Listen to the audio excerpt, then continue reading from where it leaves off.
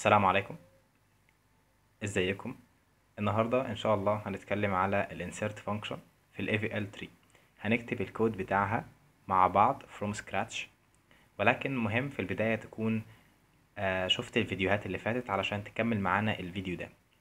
كنا اتكلمنا في الفيديوهات اللي فاتت على الفانكشن بتاعة الرايت روتيشن والليفت روتيشن، واتكلمنا على الهايت، عملنا ريكاب على الهايت بتاع الباينري تري، وعملنا فانكشن بتحسب البالانس فاكتور في التري اللي هو كان عبارة عن الهايت بتاع الليفت ناقص الهايت بتاع الرايت عند نود ان مثلا.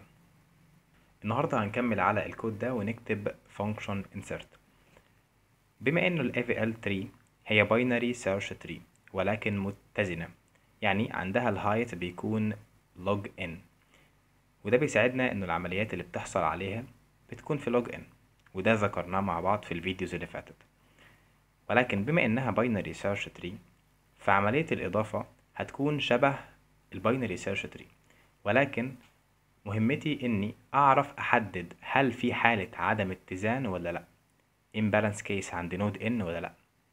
ولو كان في حالة عدم اتزان أعرف أحددها هي أنهي واحدة من الأربعة اللي اتكلمنا عليهم، left left left right right left أو right right.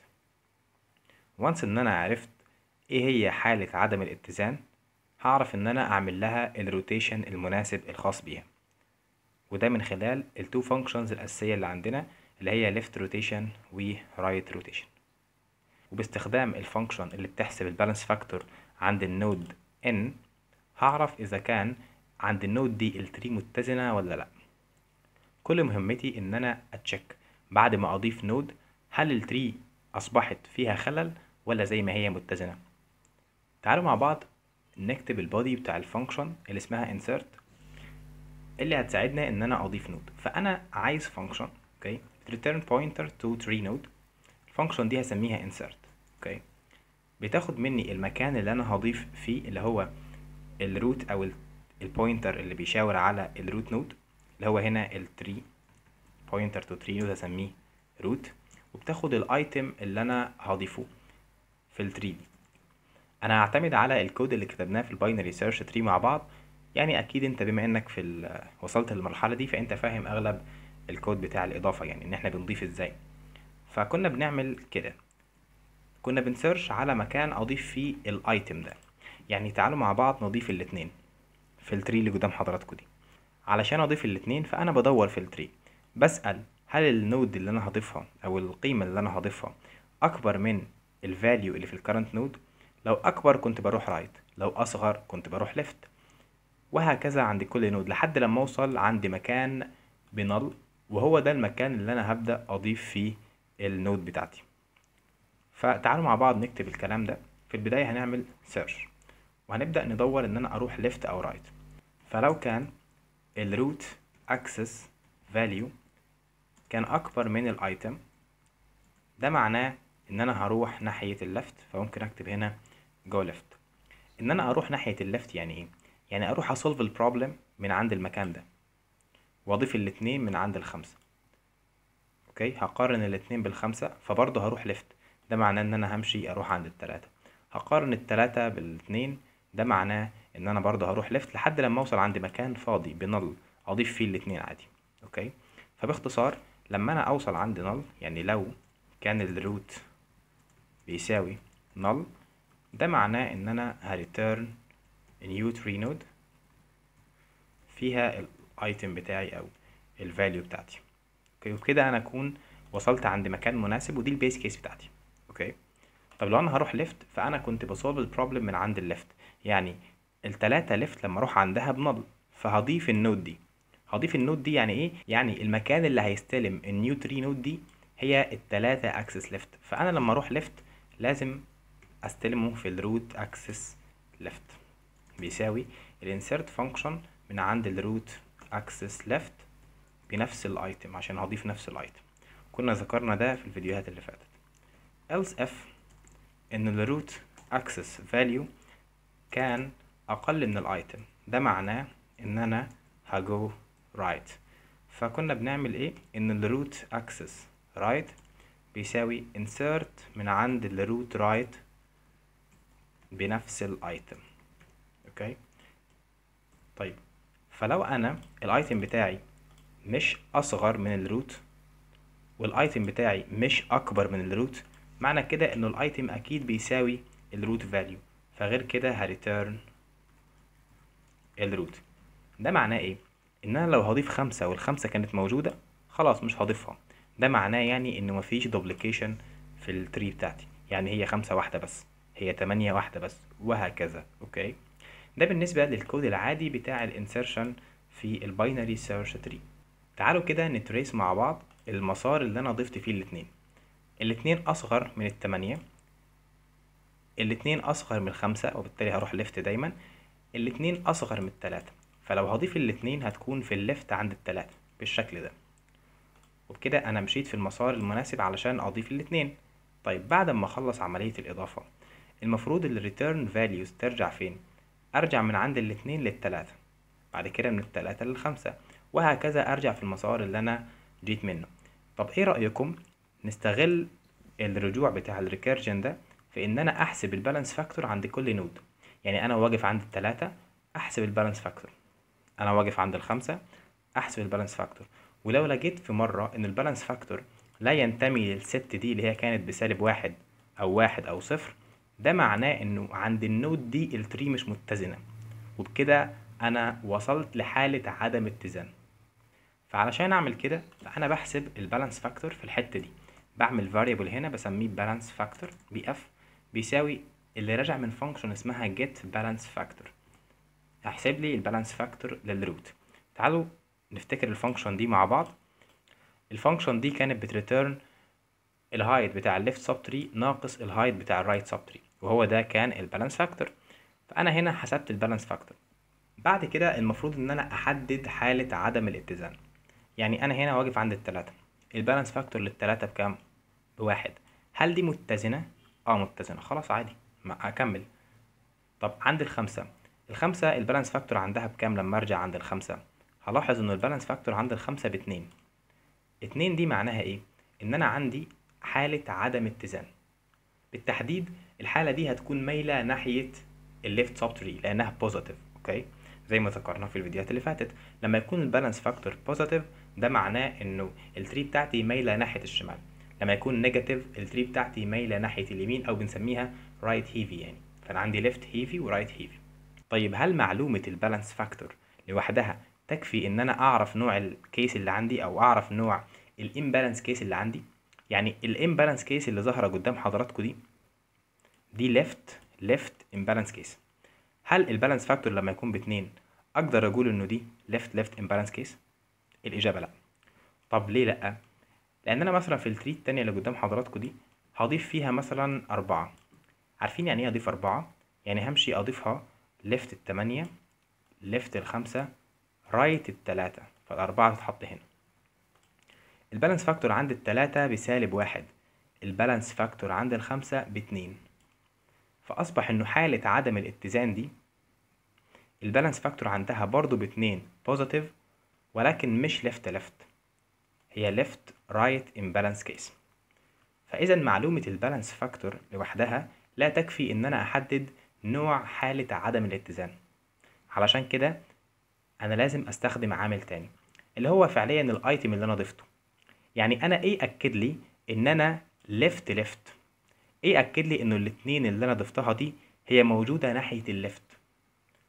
ببساطة لو الاتنين اللي انا ضفتها دي كانت اصغر من التلاتة، معنى كده انه هي اكيد كانت ليفت. انما هنا لما انا ضفت الاربعة فالاربعة اكبر من التلاتة، فاكيد هي رايت. تعالوا نعمل كومنت هنا ونكتب كيس 1، ممكن كيس 1 بالشكل ده، ونكتب ليفت امبالانس كيس. علشان اقول انه دي ليفت امبالانس كيس لازم البالانس فاكتور يكون قيمته اكبر من واحد. دي اول خطوة. طب هل ده يكفي؟ الاجابة لا، لازم القيمة اللي انا ضفتها الايتم تكون اصغر من اللي هي التلاتة دي. طب وانا ازاي اوصف التلاتة؟ ازاي اذكرها في الكود؟ انا واقف دلوقتي عند الخمسة اللي هو ار او الروت، فعلشان اوصف التلاتة فهي عبارة عن الروت اكسس ليفت اكسس فاليو. فهمنا؟ فعلشان اعرف انه دي ليفت امبالانس كيس لازم تكون ليفت هيفي يعني مايلة ناحية الشمال، او البالانس فاكتور بوزيتيف او اكبر من واحد، وفي نفس الوقت تكون القيمة بتاعة الليفت تشايلد للروت تكون اكبر من الايتم، علشان اضمن انه الايتم اللي انا ضفته ده موجود ناحية الشمال، وبالتالي دي left imbalance case. كنا بنعمل ايه لو احنا left imbalance case زي الكيس اللي قدامنا دي؟ كنا بنعمل right rotation، يعني الشكل بتاعنا هيتحول من كده الى التلاتة عندها left اللي هي الاتنين، والرايت بتاعها هيكون الخمسة. المفروض بقى لما اعمل right rotation ويديني الشكل ده اعمل له return فين؟ المفروض يرجع عند التمانية left. اوكي، فعلشان كده انا هنا هعمل return للرايت rotation لعند مين؟ لعند الروت. وبكده يكون انا نفذت اول حالة اللي هي left imbalance case. خلونا نحذف الكيس دي، نحذفها من هنا واضيف الكيس دي. بكده التري بتاعتي اصبحت متزنة. انا عايزك تعمل بوز للفيديو وتكتب انت الكونديشن الخاص بالليفت رايت امبالانس كيس. ماشي، فتعالوا نكتب مع بعض كيس، هي كانت دي كيس 3 اللي هي ليفت رايت امبالانس كيس. لازم البالانس فاكتور يكون بوزيتيف اكبر من 1. اوكي، and العامل التاني انه الايتم بتاعي اللي هو هنا كان 4 لازم يكون اكبر من الروت ليفت. طب ده ليه؟ علشان اضمن انه الايتم ده في ناحية الرايت، وفي الحالة دي الكيس هتكون ليفت رايت، وبالتالي لازم الايتم يكون اكبر من الروت left axis value. في الحالة دي كنا بنعمل two rotations، كنا مسمينها double rotations. كنا بنمسك الحتة دي وبنعمل لها left rotation الأول عشان يكون شكلها كده 4 وهنا التلاتة. بعد ما نخلص المفروض الأنسر بتاعة الليفت روتيشن تتخزن فين؟ المفروض تتخزن هنا، يعني أنا هشيل دي وأحطها في المكان ده اللي هو هنا الروت ليفت. يعني أنا هنا في الحتة دي عند الروت، فالروت ليفت بيساوي الإجابة بتاعة الليفت روتيشن للحتة دي. فهمنا؟ طيب، فأنا فعليا هعمل ليفت روتيشن للروت ليفت من عند التلاتة. فتعالوا مع بعض نكتبها كده عشان نفهمها بشكل كويس. أنا هعمل هنا ليفت روتيشن للروت اكسس ليفت. ماشي، طب الانسر دي هتديني ايه؟ قلتلك الحته دي. طب والحته دي المفروض تتخزن فين؟ تتخزن في الروت اكسس ليفت، علشان كده بكتب هنا ليفت روتيشن هتتخزن في الروت اكسس ليفت. وبكده يكون عملنا اول خطوه اللي هي الخطوه دي. هنشيل دي ونحط بدلها 4 3، فتحولت الامبالانس كيس بتاعتي من ليفت رايت الى ليفت ليفت. ومعنى انه الكيس بتاعتي ليفت ليفت فانا هعمل لها رايت روتيشن من عند الروت، وبالتالي هعمل ريتيرن للرايت روتيشن من عند الروت. اوكي، علشان الشكل يكون عامل ازاي؟ يكون 4 هنا، هنا التلاتة والخمسة هتيجي عند الرايت بتاع الأربعة، فهتكون بالشكل ده. خلينا نشيل الحتة دي، الأنسر تكون في التمانية ليفت بالشكل ده. وبكده يكون أنا وصفت كيس 1 وكيس 3 اللي هي left imbalance case و left right imbalance case. تعالوا مع بعض نوصف كيس 2. نكتب هي كانت ايه كيس 2؟ كانت right imbalance case. لو انا عندي التري اللي قدام حضراتكم دي هي متزنة، ماشي، تعالوا نضيف فيها مثلا ال20، فال20 اكبر من ال5، فهمشي في المسار ده اكبر من ال8 اكبر من ال10، وبالتالي ال20 فعليا هتضاف هنا. اوكي، هحسب البالانس فاكتور عند ال10 بسالب 1، البالانس فاكتور عند ال8 بسالب 2. الكيس اللي قدامنا دي هي رايت امبالانس كيس، ولكن معلومة البالانس فاكتور لوحدها لا تكفي انه اقول على الحالة دي رايت. ليه؟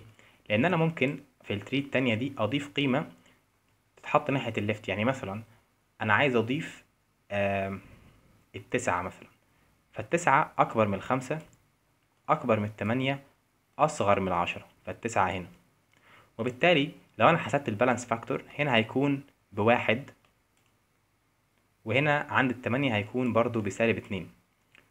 فأصبح إنه الكيس دي هي رايت، إنما الكيس التانية اللي أنا ضفت فيها التسعة هي رايت ليفت امبالانس كيس. فإذا معلومة البالانس فاكتور لوحدها لا تكفي إن أنا أحدد الامبالانس كيس بتاعتي، وبالتالي هعتمد على الايتم اللي أنا ضفته.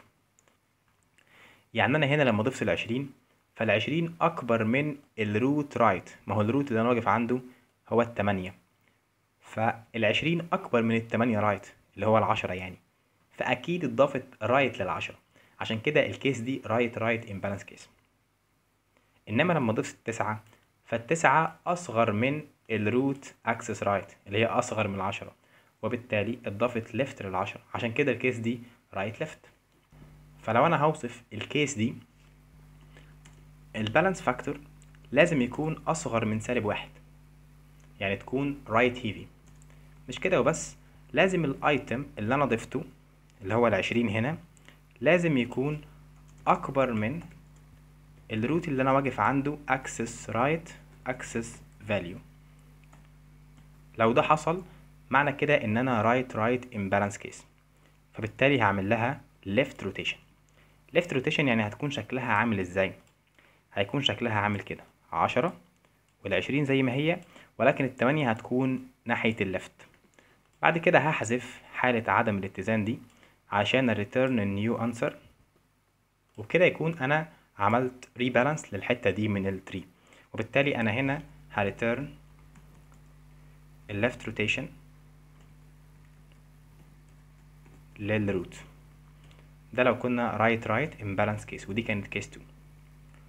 بالنسبة لآخر كيس هي كيس 4، ممكن نعمل كومنت برضو، كيس 4 اللي هي كانت رايت ليفت امبالانس كيس، اللي هي الكيس اللي قدام حضراتكم دي.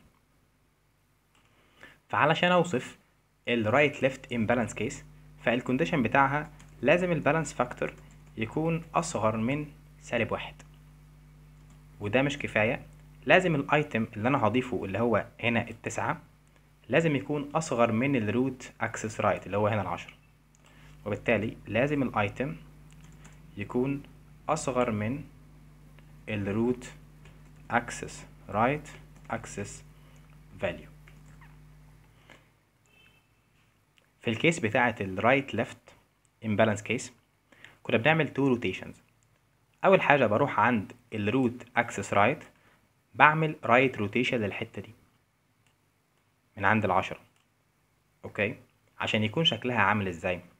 يكون شكلها كده، تسعة في الرايت بتاعها فيه عشرة. الانسر دي بتاعة الرايت روتيشن بترجع فين؟ بترجع عند التمانية رايت او الروت رايت، وبالتالي هيكون شكلها عامل كده. فتحولت الكيس من رايت ليفت الى رايت امبالانس كيس. فتعالوا نكتب الحتة دي بالكود، انه انا الروت اكسس رايت هيستنى مني اجابة للرايت روتيشن اللي هتحصل عند الروت اكسس رايت، وبكده شكل التري بتاعتي هيكون بالشكل ده. الخطوة التانية ان انا هعمل ليفت روتيشن للروت عشان يكون شكلها كده، تسعة تمانية وهنا هيكون العشرة، وبالتالي هشيل دي وريتيرن الإجابة عند الخمسة رايت، وبالتالي هتكون شكلها كده. علشان كده أنا هعمل ريتيرن للليفت روتيشن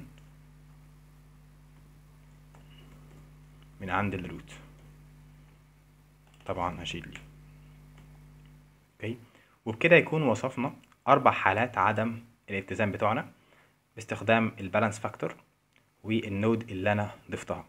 طبعا لو أنا كان عندي نود ضفتها والتري أصلا كانت متزنة، يعني كان عندي مثلا 5 وضفت 3 مثلا، فعادي هي التري متزنة، فمش هيخش في كيس 1 ولا كيس 2 ولا حتى 3 ولا 4، وبالتالي هعمل ايه؟ هريتيرن الروت عادي من غير اي مشكلة، مش شرط ان انا ادخل في كيس منهم. فلو ما دخلتش في ولا كيس، ده معناه ان انا هريتيرن الروت، ان انا عملت اضافة وخلاص انا برجع من الريكيرجن بشكل طبيعي من غير ما انا اعدل في المسار اللي انا مشيت فيه. انا هنا ضفت شويه نوتس، اوكي، وعملت ران للكود ده واداني الشكل ده. طب تعالوا نفهم ازاي طلع الشكل ده من الكود بتاعنا. نعمل كده زي ريكاب على اللي فات ونتخيل الكود برضو بشكل افضل. يعني انا ضفت الخمسة في البداية، التري فاضية فهضيف الخمسة عادي. ضيف التمانية فالتمانية هتضاف رايت. هضيف العشرة، العشرة هتضاف رايت. ظهر عندي رايت امبالانس كيس. هعمل ايه؟ هعمل لها ليفت روتيشن، وبالتالي شكل التري بتاعي هيكون عامل ازاي؟ الخمسة هتكون هنا والنيو روت بتاعي هيكون هو التمانية. بس كده. عظيم. فانا لو شلت المكان ده، اوكي، عملت كومنت كده وطبعت التري هي وفي الحالة دي بالبي اف اس الجوريثم، هلاحظ انه اول ليفل 8، تاني ليفل 5 10. اوكي، فتعالوا ندوس ران كده. بالظبط كده. طيب لو انا ضفت ال20 ايه اللي هيحصل؟ ال20 اكبر من 10 فهتضاف هنا. الكيس دي عندها التري لسه متزنة، فلما ادوس ران هيديني 8 5 10 وبعد كده ال20 في اخر ليفل. تعالوا مع بعض نضيف ال15. ال15 اكبر من ال8 واكبر من ال10 ولكن اصغر من ال20. ال15 هتكون ليفت لل20. احسب البالانس فاكتور في المسار اللي انا مشيت فيه. عند ال20 البالانس فاكتور بواحد، عند ال10 البالانس فاكتور بسالب 2، وبالتالي ظهر عندي رايت ليفت امبالانس كيس. كنا بنعمل تو روتيشن، بلف دي بعد كده بتظهر عندي رايت، بعد كده بديها ليفت روتيشن عشان يكون شكلها عامل ازاي؟ يكون 15 في الرايت بتاعها فيه 20 واحذف دول والانسر تكون في العشرة رايت بالشكل ده. ظهرت عندي رايت امبالانس كيس، بعمل لها ليفت روتيشن بالشكل ده عشان تكون شكلها 15 والعشرة هنا في الليفت والعشرين زي ما هي. هشيل دول وهريترن الانسر عند التمانية رايت. لما انا ادوس ران المفروض الانسر بتاعتي تكون ايه؟ 8 في اول ليفل، تاني ليفل 5 15، الليفل التالت 10 20. تعالوا كده ندوس ران. عظيم، ده الكود بتاعنا. طيب تعالوا مع بعض نضيف التسعة. لو انا هضيف 9 فهي اكبر من التمانية، اصغر من ال15، اصغر من ال10، فالتسعة هتكون هنا. احسب البالانس فاكتور المسار اللي انا مشيت فيه اللي هو ده. عند ال10 البالانس فاكتور بواحد، عند ال15 البالانس فاكتور بيساوي ايه؟ البالانس فاكتور عند ال15 بيساوي واحد. ليه؟ لانه الهايت بتاع الليفت باتنين ناقص الهايت بتاع الرايت بواحد، وبالتالي هيدينا 2 ناقص 1 بواحد. البالانس فاكتور عند التمانية لما احسبه هلاحظ انه ارتفاع الليفت بواحد، ارتفاع الرايت بتلاتة، واحد ناقص تلاتة يديلك سالب 2، وبالتالي في حالة عدم اتزان في الحتة دي اهي. واحد يسألني انت ليه ما مشيتش الناحية دي؟ ما انت كان ليه مشيت الناحية دي يعني؟ احنا اتفقنا انه حالة عدم الاتزان بتكون في المسار اللي احنا مشينا فيه، اللي ضفنا فيه النود، وبالتالي هحدد هي دي انهي كيس منهم. ازاي احدد؟ ان انا هشوف النود اللي انا ضفتها والبالانس فاكتور. البالانس فاكتور بتاعي بسالب 2، معنى كده ان هي مايله ناحيه اليمين او الرايت سب تري، وبالتالي اكيد هتكون رايت او رايت ليفت. اعرف ازاي؟ لو النود اللي انا ضفتها اصغر من الروت اكسس رايت، ده معناه ان هي رايت ليفت. اوكي، وبالتالي دي كيس فعلا رايت ليفت. فاول خطوه هعملها بما انها رايت ليفت، كنا بنلف الحته دي من التري، بنلفها ناحيه الرايت، وبعد كده بلف الروت نفسه ليفت. يعني تخيلوا الشكل كده وارسموه قدام حضراتكم في ورقة وقلم قبل ما انا ارسمها. فالتمانية هتكون زي ما هي، الخمسة هتكون زي ما هي. بالنسبة للحتة دي من التري فهتكون شكلها عامل ازاي؟ العشرة هتنزل وهنا التسعة هتنزل زي ما هي، انما ال15 لما انا اعمل رايت روتيشن للحتة دي هتكون ال15 رايت للعشرة، وطبعا ال15 كان عندها رايت سب تري اللي هي ال20، فهيكون شكل التري بتاعتي بالشكل ده. خلينا نحذف ده وادي شكل التري بتاعتي. اوكي، ما ننساش ان انا كان عندي حالة عدم اتزان عند التمانية اللي هي كانت بسالب 2، وبالتالي هعمل ليفت روتيشن من عند التمانية. فلما اعمل ليفت روتيشن من عند التمانية ده معناه ايه؟ ان النيو روت بتاعي هو العشرة، وبالتالي العشرة هتكون نيو روت. الليفت سب تري للعشرة اللي هي 15، والخمستاشر فيها العشرين مش هيتغيروا، ولكن انا عايز احط التمانية بالحتة دي كلها، عايز احطها ناحية العشرة، بس العشرة ليفت. فهعمل ايه؟ اشيل التسعة مؤقت واحط بدلها التمانية، واللي هي بتكون عندها الخمسة، والتسعة اللي انا شلتها بركبها في الروت بتاعي اللي هو في المكان ده، لان هي اكبر منه. وده كانت اللي بتعمله الفانكشن بتاعتنا اللي هي كانت رايت روتيشن، وبرده كانت ليفت روتيشن. فالتري بتاعتي اصبحت بالشكل ده. ده كله لما انا ضفت التسعة. بصوا لما دوسنا رن، اول ليفل ادانا 10، تاني ليفل 8 15، بعد كده 5 9 20. وده فعلا اللي حصل. لما انا اضيف نود زي التلاتين، فالتلاتين اكبر من 10 اكبر من 15 اكبر من 20، فالتلاتين هتكون هنا. احسب البالانس فاكتور، هلاحظ انه في كيس عدم اتزان في المكان ده. عند ال 15 البالانس فاكتور هنا بسالب 2، بس دي رايت امبالانس كيس. ايه عرفني انه التلاتين اكبر من 20؟ فاكيد رحنا ناحية الرايت، فهعمل لها ليفت روتيشن علشان يكون شكلها عامل ازاي.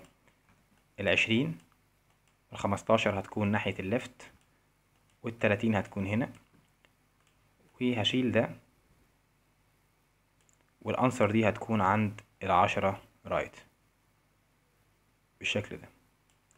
فلما ادوس رن للكود ده، اول ليفل هيديني 10، تاني ليفل 8 20، تالت ليفل 5 9 15 30. تعالوا ندوس رن. بالظبط هي دي الانسر بتاعتنا. وبكده يكون كتبنا فانكشن بتعمل انسيرت في التري بتاعتنا، وبتحافظ عليها انها تكون دايما متزنة، وبالتالي اي عملية هعملها بعد كده هتكون في لوج ان، لان التري دايما متزنة، دايما ليها هايت، دايما لوج ان.